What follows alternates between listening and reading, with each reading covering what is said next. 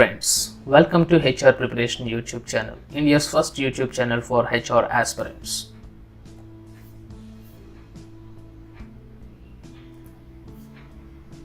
And today's topic is Factors Act 1948, overview of the Act. This is the introduction about the Act 1948, and in this Act, and today we have a topics like history of the Act, object of the Act, chapters and schedules of the Act, power of central and state government. So these are the topics we are going to discuss in this today's session. So in this video class we are going to cover all these given topics, and first of all we are going to discuss about history of the Act. So we are going to discuss about history of the Act. It means, so what was the background of the Factors Act 1948? So when it was started and what was the journey? So who are the contributors? So all these things we are going to discuss in this topic. The Factors Act. So this is the Factors Act 1948. Earlier it was enacted in 1881. So when it was British ruling, the Factors Act was enacted in 1881. So in 1881, why the Act was enacted and what was the importance of the Act, the Factors Act, particularly Factors Act in the industry. So those days there were one report was came into force in 1872 and 1873. That report was given by Major Morey. He is the Inspector in Chief of the Mumbai Cotton Department. So that person, Major Morey, he given that report in 1872 to 73. That report states that so some rules and regulations of the factory and a few minimum requirement of the employee should be existing in the factory. So based on that report, the Factors Act was enacted in 1881. So that Act was amended in many years in 1891 and 1911, 1922, 1934. Here in 1934. So that in that particular period, that Act was tremendous amended and a few important sections was added in that particular Act. In 1948, as we know that, so that Act was officially enacted in India. So later on we have its changes and amendments. Actually this Act was basically enacted in 1881 in the British ruling, and the same thing, that Act was officially passed in the Britain Assembly. So in 1937, the 1937 only that Act was passed in Great Britain.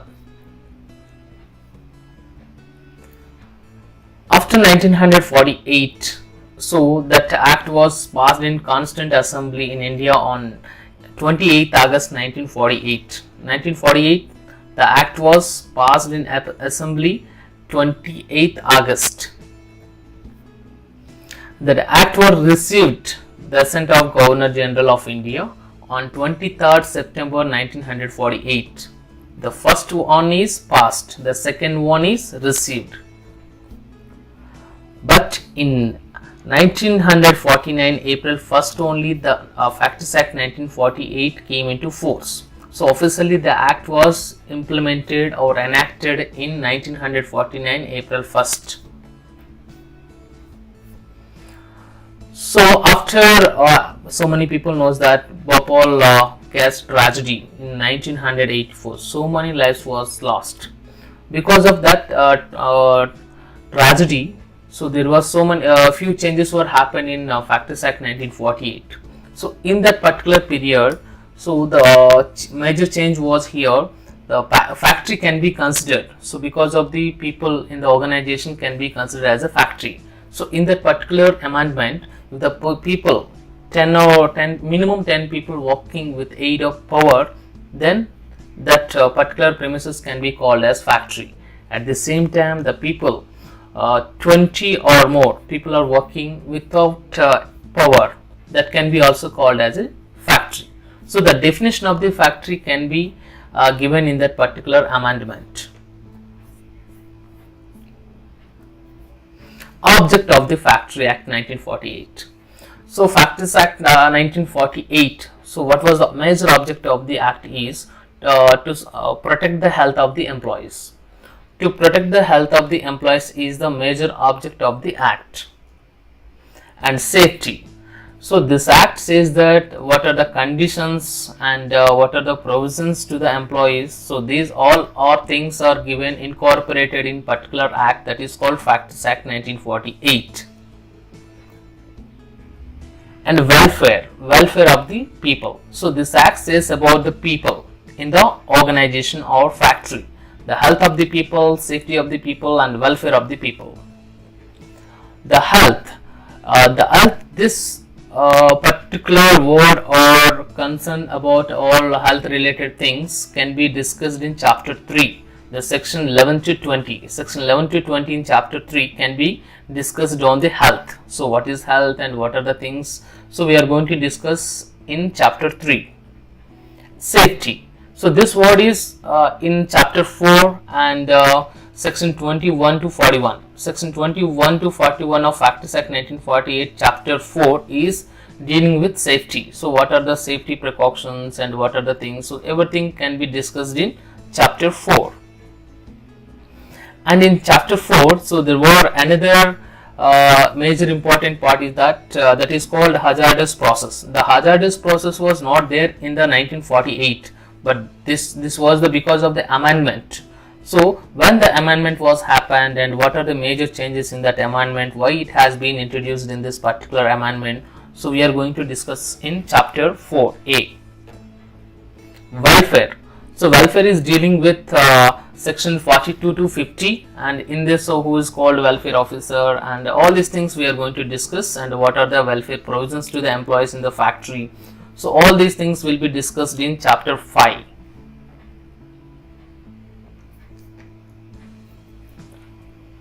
And here in this topic, chapters and schedules and sections.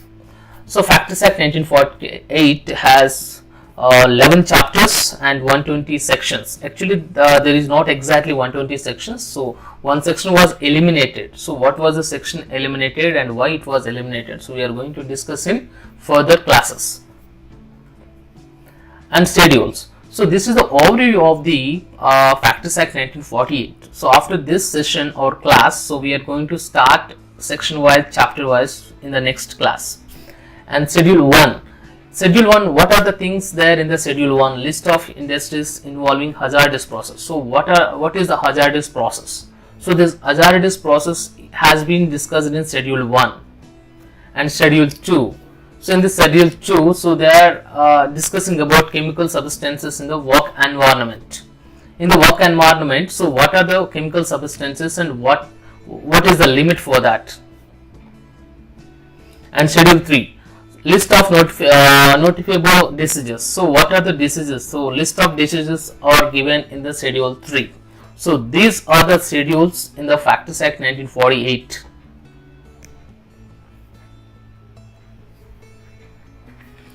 Power of central government to change. So here a few powers are there at central government and a few powers are there at state government. So state government has some powers and central government has some powers. So why it has been divided? The division of the powers is for administrative point of view, so how to handle. But here the power of central government, these are the very important and which cannot be changed at all the times. So this should be at central government hands, because these are the very important to the people, environment and the organization. Hazardous process. So if any changes to be happen in the hazardous process, the central government has to give the approval. And hazardous substances. So if that particular substances can be called as a hazardous and cannot be, so all these things can be made by the central government only, not by the state government. Dangerous operations. The chemical, toxic substances and the exposure of the chemical and toxic substances, and site approval committee and its made of functioning. The regulator for constitution of site appraisal committee. So these these 5 are very important, and if any changes to be happen in these 5 things, the central government has to give the approval. And state government, so these are the minor things which can be modified timely, and the state government can be do all these changes as per their state government rules and regulations. So this is can be called in the Factors Act rule. And working conditions, the working conditions can be changed by the state government. And leave and wages, EL, so what we can call leave with wages, so holiday, public, whatever the holidays declared by the state government, that holiday can be given as can be with wage. So leave with wage, the particular day the leave can be paid as with wage. So few registers can be maintained by the state government. So registered 80 and 84, we have few registers. Overlapping shifts, if any shifts, shift A plus C, C plus A cannot be overlapped. So few state governments can be formed few rules. The overlapping shifts can be, the changes can be made by the state government. Working hours, so maybe 8 to 9 or 9 to 9.5 or 10 max, 10.5. So this can be made by the state government. So state government can change these rules in according to their state assembly.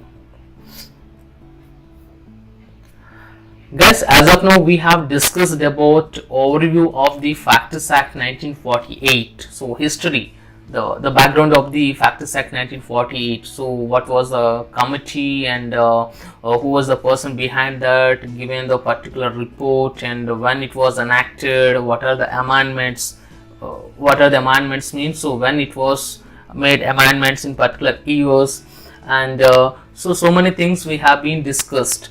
But here you have to remember a few points which are very important for exam point of view. So this video class is for particularly UGC NET-HRM part only. So that exam point of view only we are going to give you the insight. So these are the key points what we are going to give here. So the first Factors Act was existence in 1881. So 1881. In some exams they have given 1948 and 1881, but you have to choose 1881. The first act was enacted in 1881 and passed by the Constituent Assembly on so when the Factors Act was passed in the Assembly, 28th August 1948, not April 1st 1949. So you have to remember, passed in the Assembly 28th August 1948. Then, so when the act was passed in the Britain Assembly, so in that particular, so the British government officially enacted or agreed at their assembly. It means that ruling was from the UK. So at that point of view, all legislative or all the acts should be approved at that particular British assembly or somewhere at UK. So that's what that Factors Act was 1881. Then it was approved by the Britain government in 1937. So we discussed it already. The bill was passed in 28th August 1948. Then the governor, so when received the assent of Governor General of India on 23rd September 1948. So what was happened 23rd September 1948 and what was happened 28th August 1948. So these two things are happened in 1948, but dates and months are different. But finally the act came into force 1st April 1949. And what was the committee behind this Factors Act? So that committee was Royal Commission. So this, not committee, commission. And this commission, the Royal Commission, was behind the Factors Act. And who was the person submitted his report? He was as a Inspector in Chief of Mumbai Cotton Department.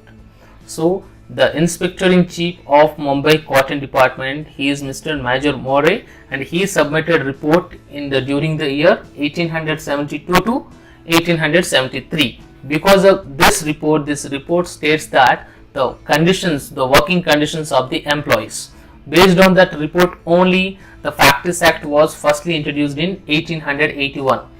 1873 to 1881. So that particular period was for the review, and later on that the act came into force in 1881.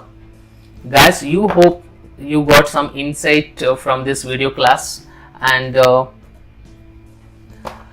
here we forgot to tell you something: the power of central and state government. The powers of central and state government to amend or to do any changes in that particular rules.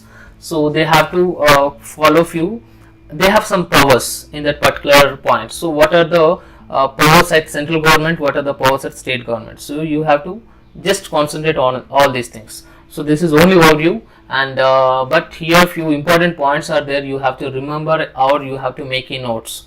And we are going to give chapter wise and act wise we are going to give video classes, and not all the classes for all students, and in this particular video classes few are for the premium members. And guys, hope you enjoyed this video, and thanks for watching, and subscribe the channel if you have not subscribed so far, and for more video classes. So we are going to upload video classes on UGC NET-HRM part, and subscribe, like and share this video. Thank you very much for watching.